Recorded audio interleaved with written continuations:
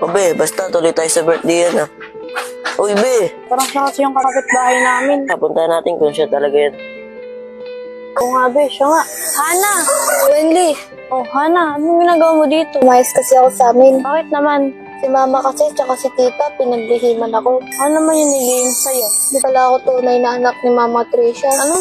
Sino daw yung nanay mo? Kapatid ni Mama, si Tita Dayan. Ah! Ibig sabihin, siya pala yung anak ni Sander. Be, naman na lang kailangan siya sa pupuntahan natin. Wendy, kapag may nagtanong sa'yo kung nasan ako, huwag mong sasabihin na. O ano? Tara na. Tara na. Oh, Hana, kasi yung kabus sa pinuntahan natin. Mga kala, Hana. Ako to sabihin niya. Diyan muna siguro ako. Sigurado ka, Hana? Siguro masipa ko dyan. Magpapalipas lang ako mga ilang oras. Sige. Oh, Be, tara na. Tara.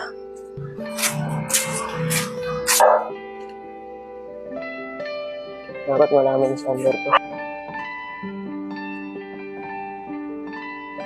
Saan ko kaya magilap tong batang to? Ano ba yan? Ang tagal ni Lepot. Kaya pa ako nag-antay dito. Wala, tita ni Hana. Baka kusapin ako.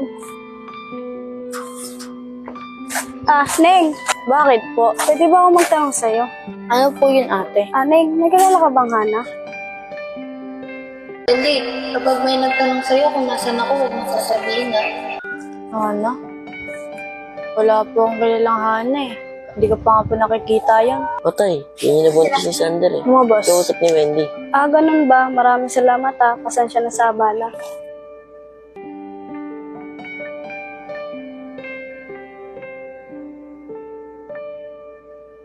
Be, kausap mo yan. Kumaingay. Hanap nila si Hana. Ano gagawin natin? Tara, puntahan natin si Hana. Hindi kaya sabihin natin kay Hana yung totoo. Na siya talaga yung anak ni Sander. Sige, tara, tara. Diyos ko, sana mahanap nila si Hana.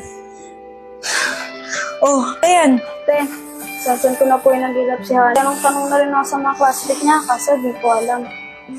Naku, saan naman pupunta yung si Hana? Pero te, uwi din yan. Wala naman ibang pumuntahan yan. Siguro nga, Dayan.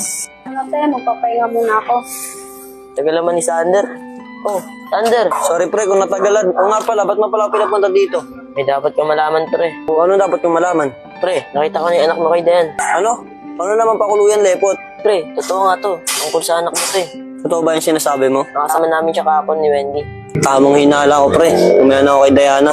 Ano, gusto mo ba siya makita? O pre, gusto ko siya makita. Pwede mo ba akong samahan? Tara. Tara. Pre, nakasigurado ka nandun pa yun. Oo, tol. Doon lang namin iniwan ni Wendy. Tara, sana maabutan natin. Tara. Yan lang namin siya iniwan eh. Pre, dito lang namin iniwan yun eh. Nasaan na yan? Dito lang namin iniwan ni Wendy yun eh. O paano yan? Saan natin siya makagilap? Lalo eh, hanapin na lang natin. Baka di pa nakakalayo. Tara pre.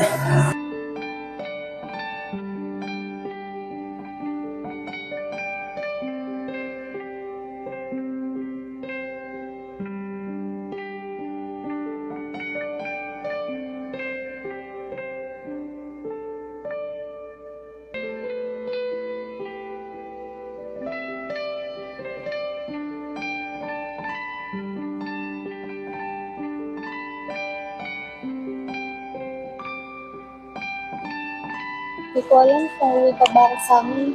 Pre, nakikita pa kayo natin yun. Nakikita niya lahat natin eh. Hindi yan pre, sigurado nandito pa yan. Hey, pre, parang siya na ata yun oh. Sigurado ka ba, lepot? Oo pre, sigurado ako, siya yun. Tara, punta natin. Tara. Ana! O bakit, Kuya Lepot? Oo nga pala, Ana. May dapat ka malaman. Ano po yun, Kuya Lepot? Ganito kasi, Nana. Ano ba yun, Kuya Lepot? Hindi kita maintindihan. Ana, siya nga pala yung totoo mong tatay. Ha? Totoo ba yan, Kuya Lepot? Anak, ako yung totoo mong tatay. Eh bakit sabi ni Mama Tricia tsaka ni Tita Dayan, wala na daw akong tatay? Hindi yung totoo, anak. Nilayo ka lang sa akin ng nanay mo. Ano? Totoo po ba lahat ng sinasabi niyo? Totoo lang sinasabi ng papa mo. Guguluhan na ako.